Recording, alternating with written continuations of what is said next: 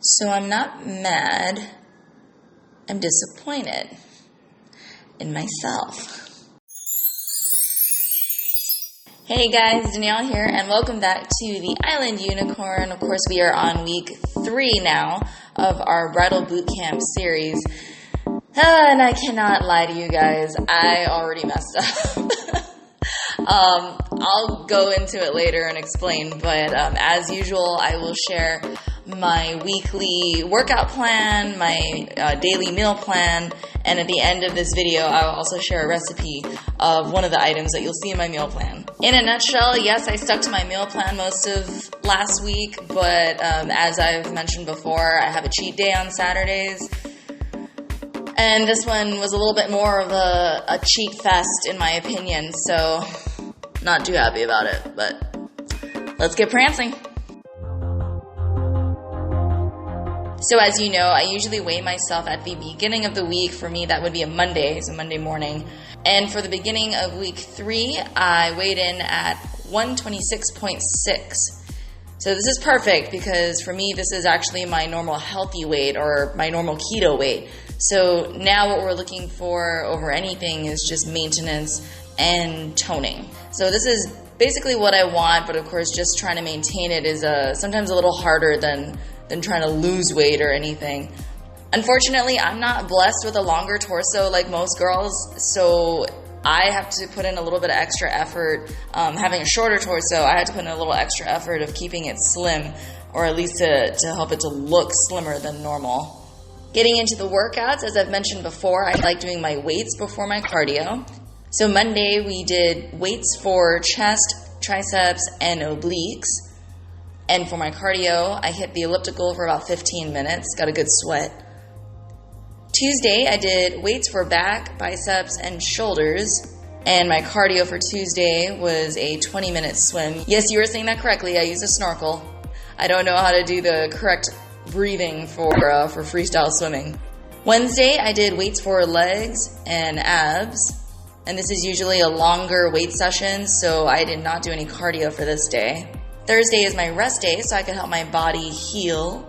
So I just enjoy my morning coffee. Why not? Friday, I did the JLo routine set 1, and that was a combination of weights for chest, triceps, shoulders, and abs. And of course, this is a longer routine of weights, so I did not do any cardio this day.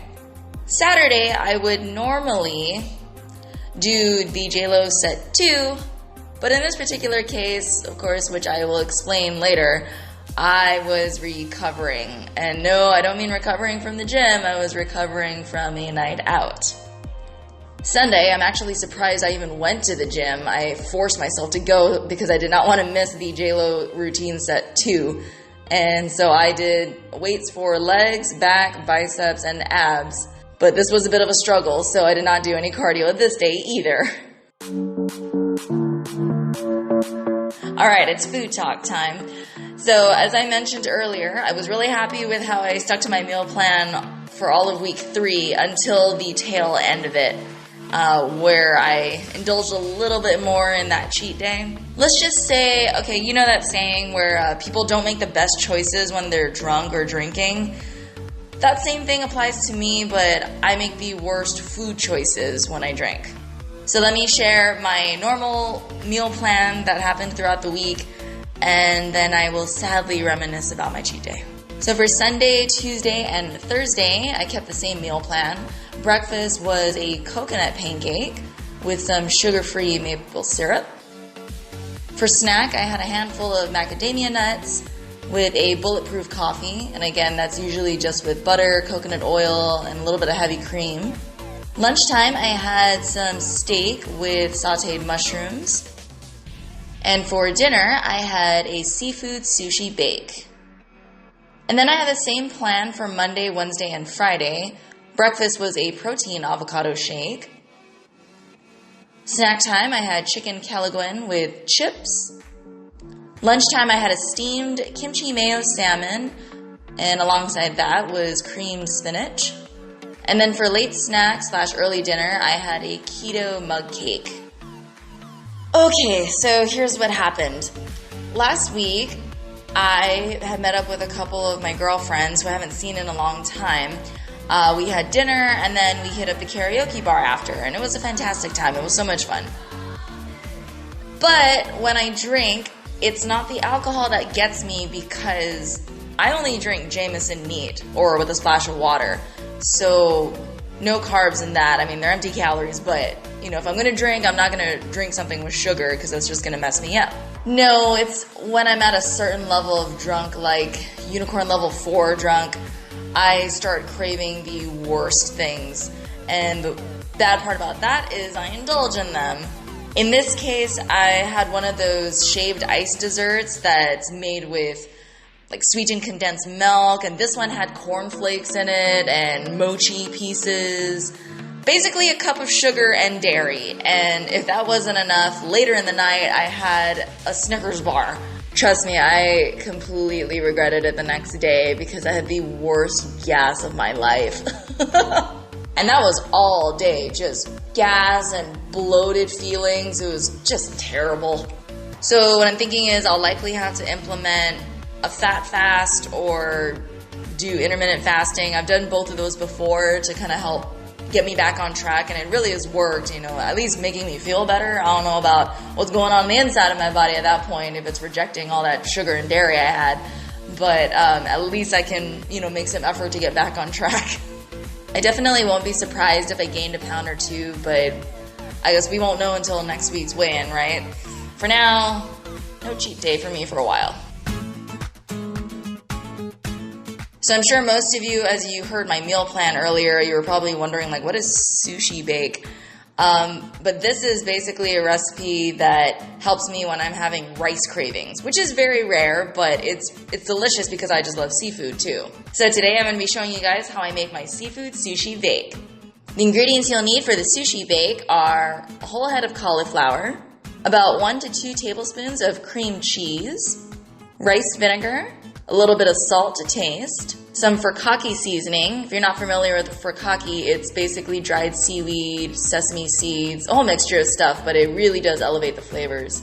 A little bit of mayo, and this is some homemade mayonnaise, a couple drops of sriracha, green onions, and then any seafood of choice. So for this recipe today, I will be using salmon, some baby scallops, and some canned crab meat. So starting off, we're going to break out our cutting board. Here I have rinsed off my cauliflower head, and I'm basically just going to chop it up to remove most of the stems because I want to work more with the flower parts, the florets. After just giving it a rough chop, we're going to go and put it into our blender cup. And I do this in little batches, so I'll probably do about a cup's worth of cauliflower and then put it into the blender to pulse it a little bit, just to get a nice grainy consistency, and then I'm pouring it into a bowl. So after you're done pulsing the whole head of cauliflower, you can see here the consistency looks a little bit more like rice. At this point, we're going to add just about a tablespoon of water and then throw it in the microwave for a minute. I stir it around just to get the steam moving, and then I put it in for another minute, so a total of 2 minutes. So now that our cauliflower rice is steamed, while it's still hot, I'm going to go ahead and put in the 2 tablespoons of cream cheese so that it gets soft really quickly. Sprinkle some salt to taste, and then lastly adding in about a teaspoon of rice vinegar. In this case, I just did half of the cap. And then we're going to stir that around to get it nice and sticky. You can see the steam coming off of that bowl. And then we are layering this into our pan. No need to grease the pan. Once that layer is nice and even, we're going to go ahead and sprinkle our furikake on top. I use this generously. And then we're going to go ahead and set this aside. Okay, so now to work on our seafood layer. We are adding the canned crab, the baby scallops, which I've just done a rough chop on here, our cooked salmon fillet. In this case, I just pan fried it real quick, and then I'm just flaking the fillet into the bowl. Add the green onions, and I'm just using some kitchen scissors here to slice it up. A couple drops of sriracha, depending on how spicy you want this mixture. And then adding our homemade mayonnaise, just about half a cup worth, and then mix it all up. Once that's nice and mixed, we're going to go ahead and add it to our pan as the top layer and spread that around evenly. And of course, sprinkling more furikake on top. And then we're just putting this into the oven at 350 for 25 minutes. Ta-da! And that's it. It's pretty much done. I sometimes like to get some dried seaweed squares and wrap up the mixture in that, so it kind of feels like I'm eating a whole sushi roll. And of course, if you want the full recipe for the seafood sushi bake, you can find or follow me on Instagram at Danielle the Island Unicorn. Alright guys, so that was it for week 3. Again, kind of messed up a little bit, but it's not the end of the world, so we're just going to get right back on track for week 4. Wish me luck!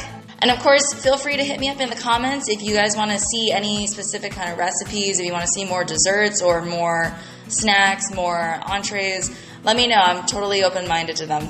Alright, I gotta go prance off to my rainbow. Specifically today, I'm heading to the gym first thing. So I'll see you guys next week. Bye!